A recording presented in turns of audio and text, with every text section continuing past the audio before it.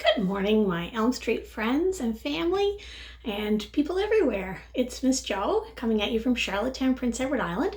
Today is Thursday, April the 23rd, and for those who celebrate, it's also the first day of Ramadan. So today, the worry strategy that we're going to talk about is we are going to make a worry box. So a worry box can be used in a number of different ways, and you can use a number of different things. The most common way that you would use a worry box is that you would have a box that you would decorate to make it special to you, and then you would place in it, you would write down or draw your worries and put them in the worry box. Now, some of the ways that you can use it is you go back at the end of the day, so you can say, I'm not going to worry right now, it's not worry time. And you can set up a special time to worry. So you can say, I'm going to do all of my worrying every day at 4 o'clock. And at 4 o'clock, you take out your worry box. All day, anytime that a worry came up, you would say, oh, it's not time to worry right now. I'm going to place my worries in my worry box. And I'm going to take them out at 4 o'clock or whatever time works for you and your family. And for 10 minutes, I'm going to be allowed to read over them, and I'm going to be allowed to worry about them. And that's also a good time then to talk about them, to decide, is this still a worry? So maybe something that was a worry for you at 10 o'clock in the morning isn't a worry anymore at 4 o'clock in the afternoon. And you realize, oh, I'm glad I didn't spend time worrying about that because it doesn't really matter. It didn't turn out that way. Or I'm not really concerned about that anymore. I don't know why I was worried about that. And that's one way that you can use a worry box. And another way that you can use a worry box is that when you have worries, you still do the same thing. You write or draw, and you put your worries in the box, but you can also reread them. Set aside a time, reread them, and if they're no longer a worry, you can tear them up and throw them out, which is a little bit like the Counselor Carey card that we were using, which was trash that worry.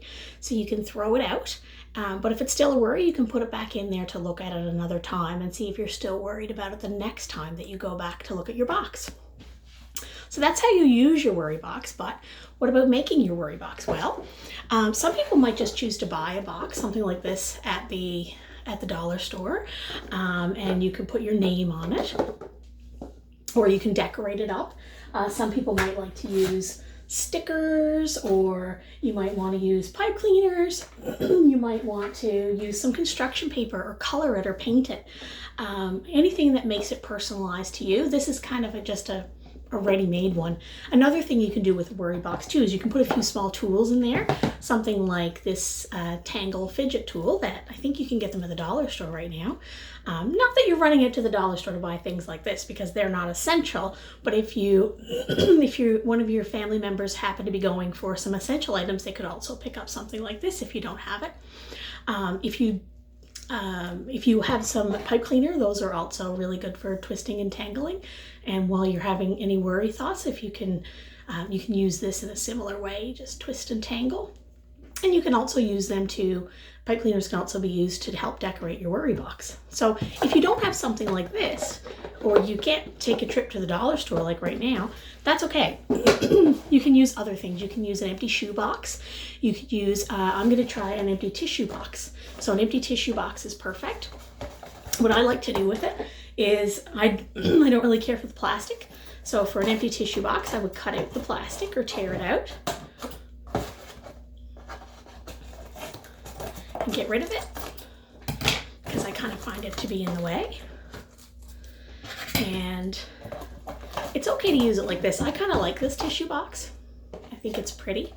Some tissue boxes have really cool designs on them, and they might work. They might suit your personality, and some might not. So I would just cut out the plastic part right there. If you're okay with it being open like that, you can still put things in it and put your worries in it like that. If you're not, you can always get a piece of construction paper and make a cover. So to make a cover, I'm going to use tape because it's quick, but you could also use glue. So to make a cover for it, I would line it up down here at the very bottom and put a piece of tape across like this.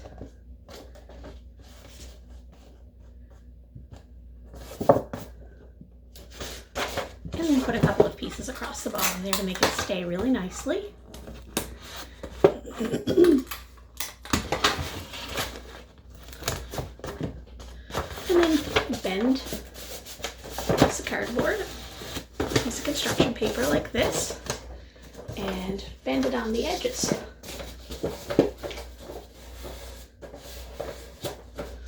So that could be a cover like that, and you can open it like this, or you could bend this piece in if you wanted the cover just to go over. And then you could use a little bit of tape.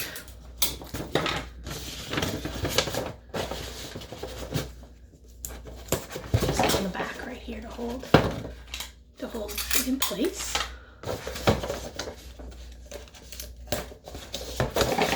Another little tape.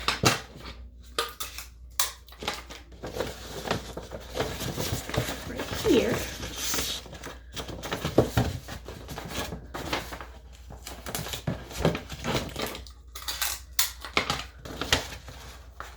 Just to hold the cover whatever way. So you could write your name, you could write my worry box right here, and then you can open it and close it.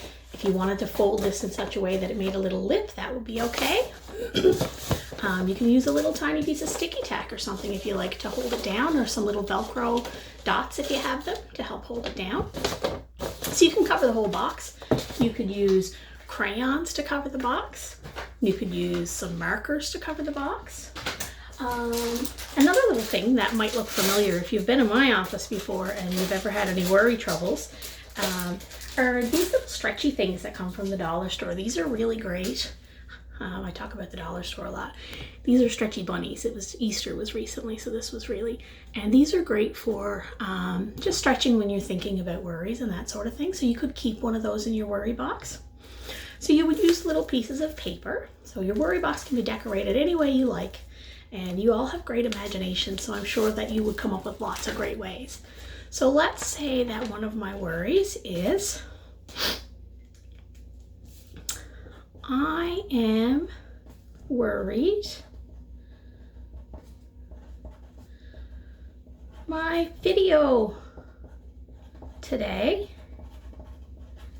won't turn out well. I'm not really too worried about it, but that could be a worry. So I would write my worry down, or if you're not a writer, if you're not someone who enjoys writing or can write yet, you can always draw a picture as well to go with your worry. And you can do both. You can write the words and draw a picture. Sometimes drawing can be a really great way. Using art can be a great way to get your emotions out. And then I will place my worry in my worry box right there. If I'm really worried about it, I can take out my Tangle or my bunny or my pipe cleaner that I use in there.